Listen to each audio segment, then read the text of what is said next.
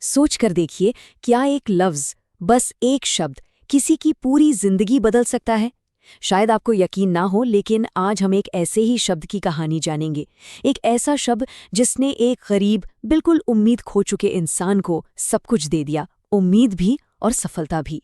तो चलिए इस कमाल के सफर पर चलते हैं और इसके पीछे का सच जानते हैं। तो कहानी शुरू होती है एक छोटे से गांव से। अब यहाँ के लोग ना मेहनत तो बहुत करते थे, लेकिन किस्मत हर किसी पर मेहरबान नहीं थी। और इसी गांव में हमारी कहानी का हीरो रहता था। ये है रामू, एक ऐसा नौजवान जिसके लिए ना हर दिन एक जंग से कम नहीं था। सोचिए, दिन भर पसीना बहाने के बाद भी 2 वक्त की रोटी मिलना मुश्किल था। वो बेचारा अक्सर बस आसमान को देखता और सोचता, हे भगवान, क्या सारा दुख मेरी ही किस्मत में लिखा है। लेकिन फिर एक दिन कुछ ऐसा हुआ जो उसकी जिंदगी हमेशा के लिए बदलने वाला था। गांव में एक सत्संग हुआ और वहां एक संत ने कुछ ऐसे शब्द कहे जो सीधे सीधे रामू के दिल में उतर गए। वो शब्द एक उम्मीद की किरण की तरह उसके अंधेरे मन में गूंजने लगे। सवाल तो यही था, क्या सच में एक शब्द में इतनी ताकत हो सकती है? उसी रात रामू ने एक पक्का फैसला कर लिया। देखिए, उसके पास खोने के लिए तो कुछ था ही नहीं, पर पाने के लिए एक पूरी दुनिया थी। उसने मन ही मन ठान लिया कि अब से वो पूरे विश्वास के साथ रोज, हर दिन सतनाम का जाप करेगा। अपनी किस्मत अब वो खुद लिखेगा। और यहाँ एक बहुत ही दिलचस्प चीज हुई। जो पहला बदलाव आया ना, वो बाहर नहीं, रामू के अंदर आया। ऐसा नहीं हुआ कि उसकी गरीबी रातों रात चली गई, नहीं, लेकिन उसका नजरिया बदल गया। उसके मन से हताशा चली गई और एक अजीब सी शांति आ गई। और उसका असर, अब वो पहले से भी ज्यादा ईमानदारी और लगन से काम करने लगा था। और ये जो अंदर का बदलाव था ना, यही उसकी जिंदगी का सबसे बड़ा टर्निंग पॉइंट बना। हुआ ये कि गांव में एक ठेकेदार आया। उसे एक भरोसेमंद मजदूर चाहिए था। और जैसे ही उसने पूछा, गांव में सबकी जुबान पर बस एक ही नाम था, रामू। उसकी ईमानदारी, वही उसकी सबसे बड़ी पहचान बन चुकी थी। तो इसका नतीजा क्या निकला? कुछ ही सालों में सारी तस्वीरें पलट गई। रामू अब सिर्फ एक मजदूर नहीं था, सोच सकते हैं, अपनी मेहनत और सच्चाई के दम पर वो खुद एक ठेकेदार बन गया। उसका कच्चा घर अब पक्का हो चुका था और सबसे बड़ी खुशी की बात, वो अपनी बीमार माँ का आखिरकार अच्छे से इलाज करवा पाया।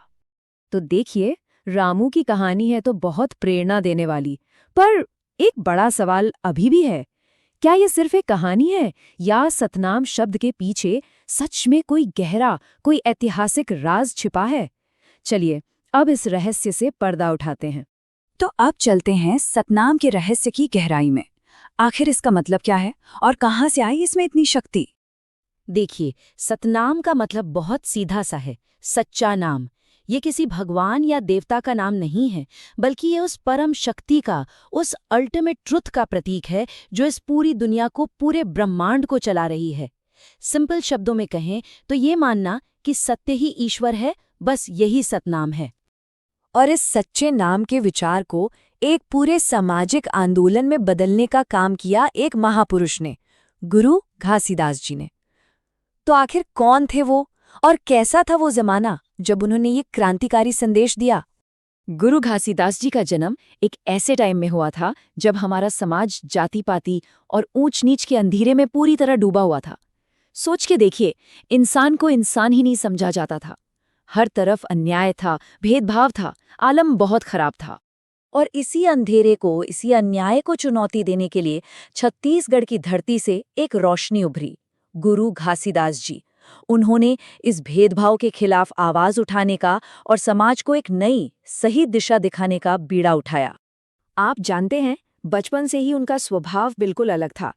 हमेशा शांत रहते, गहरी सोचों में खोए रहते। और उनके दिल में ना हर जीव जंतु, हर पेड़ पौधे के लिए बेपनाह प्यार और करुणा थी। यही तो उनकी महानता की पहली झलक थी। उन्होंने समाज को कई सिखाएं दी, लेकिन उनका एक संदेश सबसे बड़ा, सबसे क्रांतिकारी था। और यही संदेश आज भी उनकी पूरी विचारधारा का आधार है। और वो संदेश था, मनखे मनखे एक समान। इसका मतलब, सभी मनुष्य, सभी इंसान एक समान हैं, बराबर हैं। जरा सोचिए, उस दौर में ये कहना, ये एक क्रांति से कम नहीं था। उन्होंने सीधे सीधे जन्म के आधार पर होने वाले भेदभाव को चैलेंज कर दिया। उनकी सारी टीचिंग्स ना बहुत सिंपल थीं, लेकिन उनका मतलब बहुत गहरा था और सभी निकलती थीं उसी एक विचार से, सतनाम से। उन्होंने क्या सिखाया?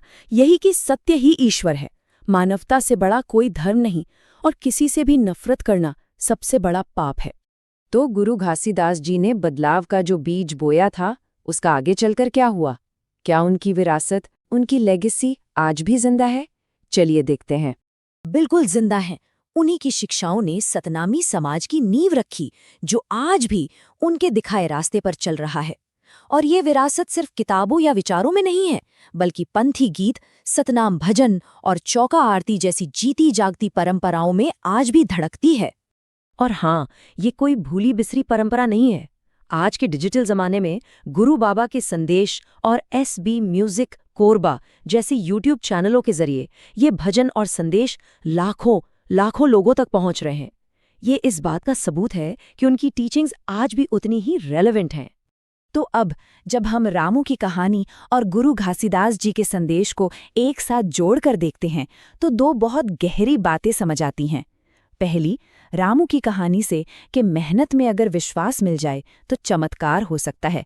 और दूसरी, गुरु जी के संदेश से कि सत्य और समानता ही असली मानवता की नींव हैं। तो रामू की कहानी हो या गुरु घासीदास जी का जीवन, दोनों हमें एक ही तरफ इशारा करते हैं। और यहीं पर आकर एक बड़ा सवाल खड़ा होता है, अगर हम सब अपनी मेहनत में वैसा ही सच्चा विश्वास जोड़ दें, तो क्या आज भी चमत्कार होना संभव नहीं है?